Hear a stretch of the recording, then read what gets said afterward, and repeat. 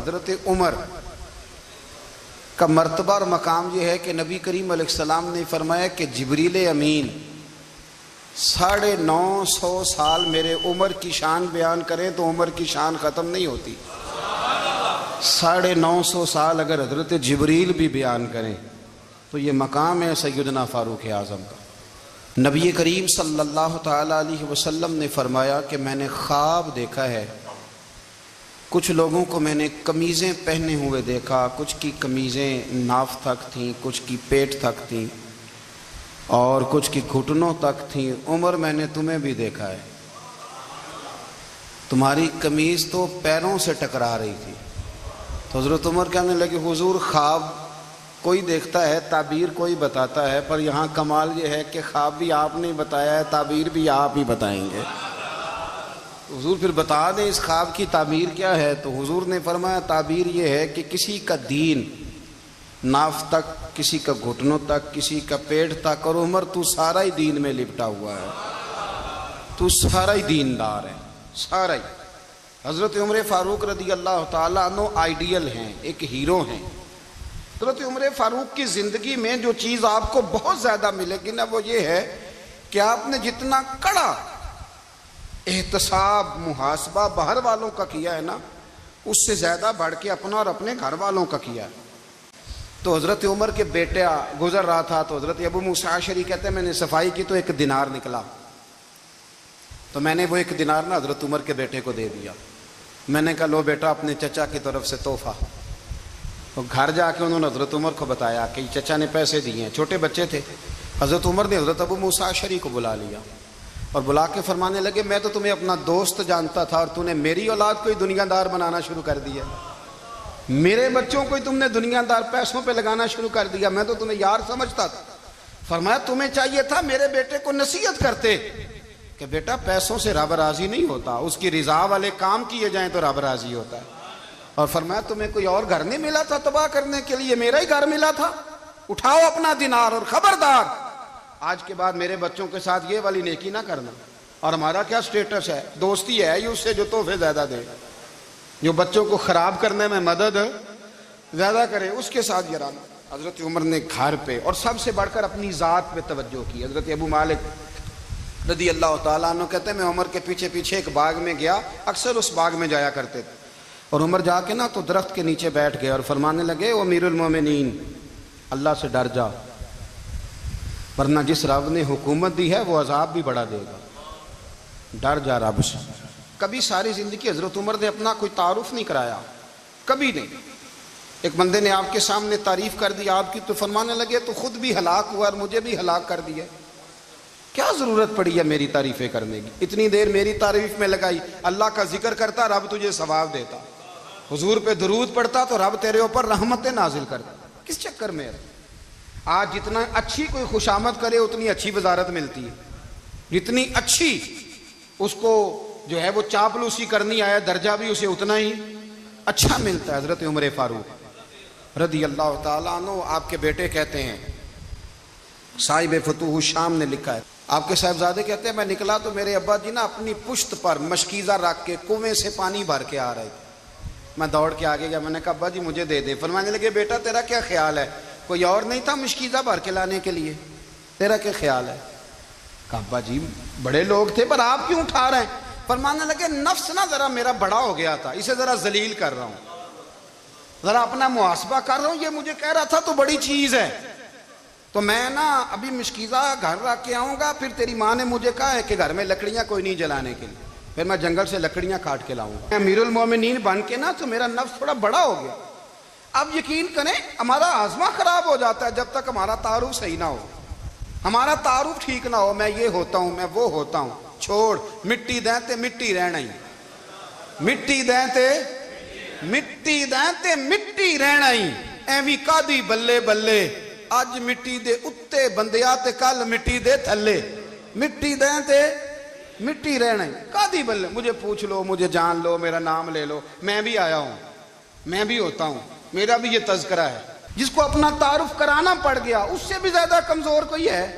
Photo میں دکھاتا پھرتا ہے فلانے کے ساتھ فوٹو، فلانے تو کمزور بندے یہ کام کر۔ حضرت عمر فاروق اللہ اکبر. حضرت عمر جیسا بندہ 24 لاکھ مربع میل کا حکمران اور شاہ روم کو خط لکھ کے کہتا ہے میں منت نہیں کرتا میں حکم دیتا ہوں. اتنا تگڑا بندہ. جنگ قادسیہ کے لیے حضرت سعد بن ابی وقاص کو بھیجا. فتوح شام پڑھ کے دیکھیں. حضرت عمر بڑے پریشان ہیں. اتنے دن ہو گئے کوئی رپورٹ ہی نہیں آئی. اب تو موبائل ہے نا, ایک ایک منٹ کی رپورٹ لیں آپ, بلکہ آپ ایک منٹ کی فوٹو لیں. آپ رپورٹ تو دور رہ گئی. حضرت عمر فاروق رضی اللہ تعالیٰ عنہ بڑے پریشان ہیں کہ قادسیہ میں حضرت سعد بن ابی وقاص کے ساتھ لوگ جہاد کرنے گئے, رپورٹ کوئی نہیں آ رہی. اتنے پریشان تھے کہ باہر نکل کے نا اس رستے پہ بیٹھ جاتے جو رستہ قادسیہ کی طرف سے آتا تھا.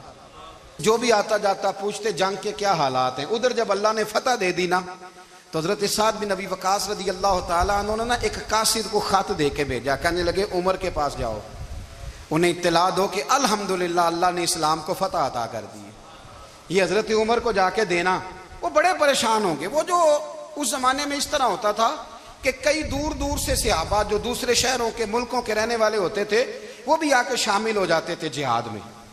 کوئی ایک دفعہ مدینے آیا, کوئی 2 دفعہ آیا, پھر اپنے اپنے علاقوں میں. بہت سارے لوگوں نے زیادہ دفعہ حضرت عمر کو دیکھا بھی نہیں تھا. وہ جو قاصد خط لے کے آیا تھا نا اس نے 1 دفعہ دیکھا تھا. حضرت عمر بوڑھے ہو گئے, وہ پہچانتا نہیں تھا. ادھر سے وہ خط لے کے آ گیا. حضرت عمر مدینے سے باہر نکل کے اس روڈ پہ بیٹھے تھے جو قادسیہ سے آتا تھا.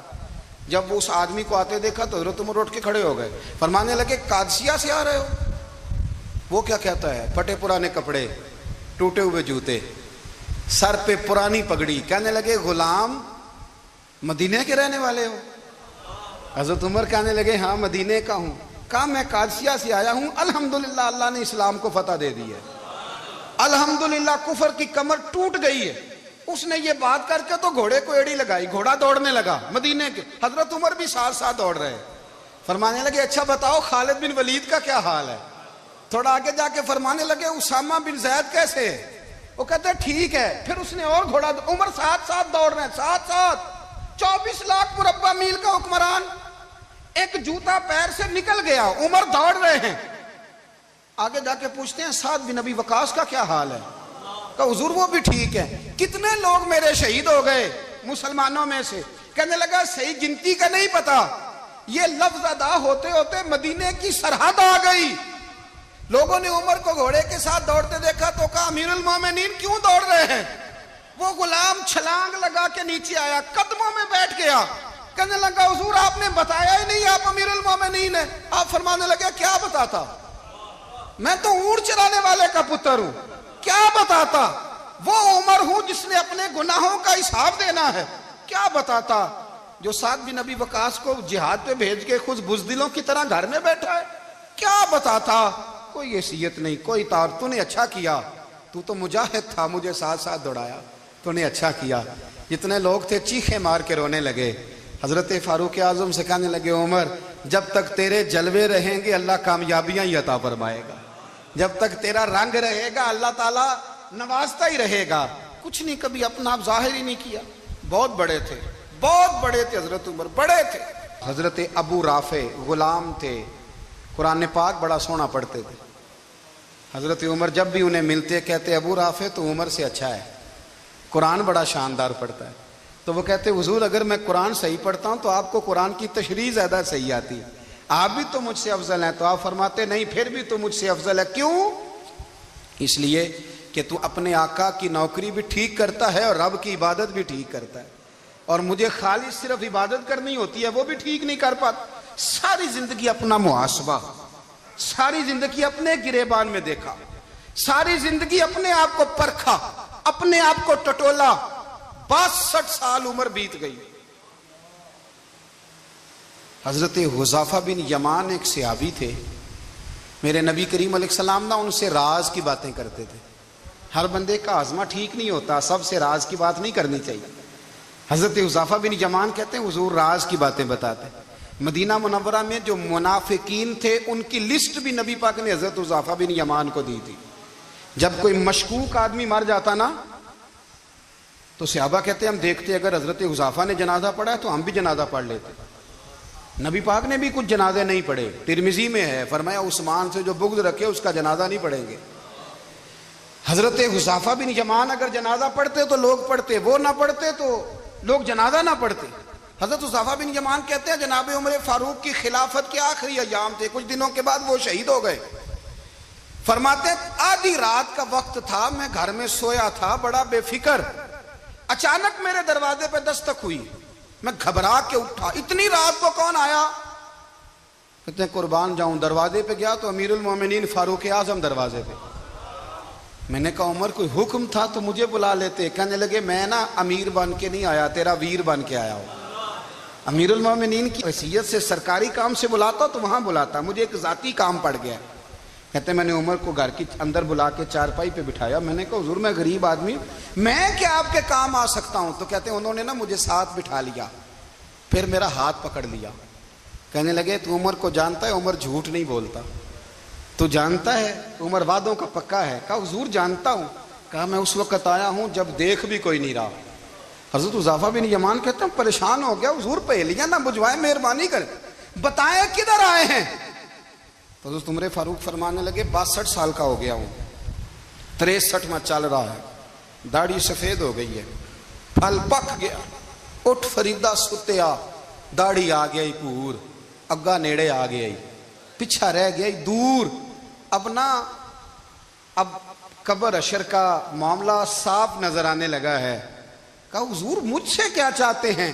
حضرت عمر رو پڑے، کہنے لگے آج میں عشاء کے بعد نکلا ہوں تو نبی پاک کے صحابہ مجھے نیک کہہ رہے تھے، پھر میں نے بچوں کی ماں سے اور بچوں سے بھی پوچھا ہے، وہ بھی مجھ سے راضی ہیں، پر حذیفہ تیرے ساتھ نبی پاک راز کی باتیں کرتے تھے، سچ بتا کہیں عمر کا نام منافقوں میں شامل تو نہیں؟ سچ بتا ان منافقین میں تو شامل نہیں، کہیں اوپر سے تو نہیں سارا کچھ؟ حضرت حذیفہ بن یمان کہتے ہیں میں باپ کے مرنے پہ اتنا نہیں رویا جتنا عمر کے سوال پہ رویا۔ میں قدموں میں بیٹھ گیا، میں نے کہا نہیں عمر یہ تو میں نے نہیں سنا، لیکن یہ میں نے نبی پاک سے ضرور سنا ہے کہ میرے بعد اگر کوئی نبی ہوتا تو عمر ابن خطاب ہوتا۔ یہ میں نے اپنے کانوں سے سنا ہے کہ عمر جس گلی سے گزرے شیطان رستہ بدل جاتا ہے۔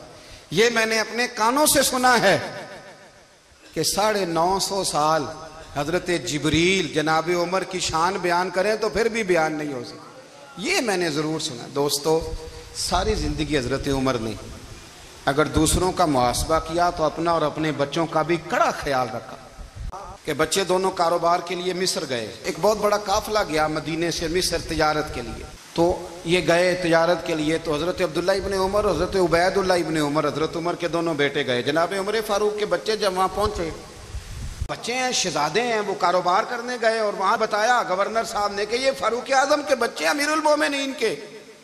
لوگوں نے ان سے زیادہ مال خریدا، تجارت میں زیادہ نفع ہوا، ظاہر ہے کہ وہ آپ کے جو اللہ خیر کرے حکمران ہیں ان کے کاروبار کتنے ملکوں میں ہیں، کس بنیاد پر ہیں؟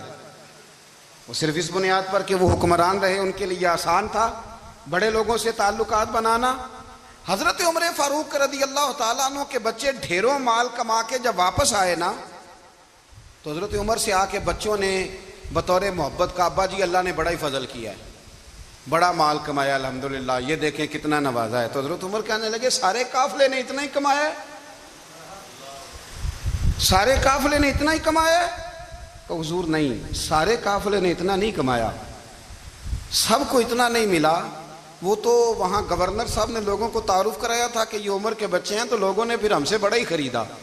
تو حضرت عمر فرمانے لگے ٹھیک ہو گیا، میں بات سمجھ گیا، اس طرح کرو جو تمہاری اصل زر تھی نا، جو راز تھی وہ رکھ لو، اور باقی سارا مال خزانہ میں جمع کرا دو، اس لیے کہ یہ تم نے تجارت نہیں کی، یہ تم نے اپنے باپ کا نام بیچا ہے، یہ تم نے امیر المومنین کے بیٹے ہونے کا فائدہ اٹھایا ہے۔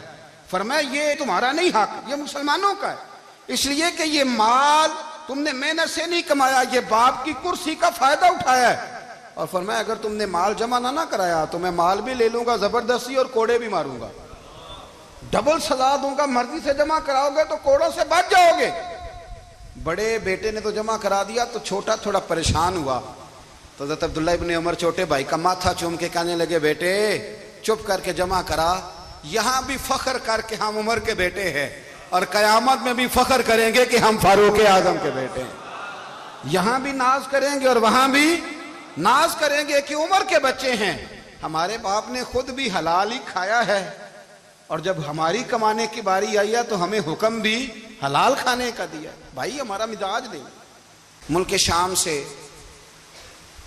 اور ایران سے کچھ لوگ آپ کی خدمت میں آئے، تو وہاں سے کچھ کنیزیں بھی آئیں ان کے بادشاہ کا پیغام لے کے۔ شاہ ایران کی کنیز کو ملکہ نے کہا کہ نا حضرت عمر کی زوجہ کو دیکھ کے آنا ذرا کس طرح کی ہے۔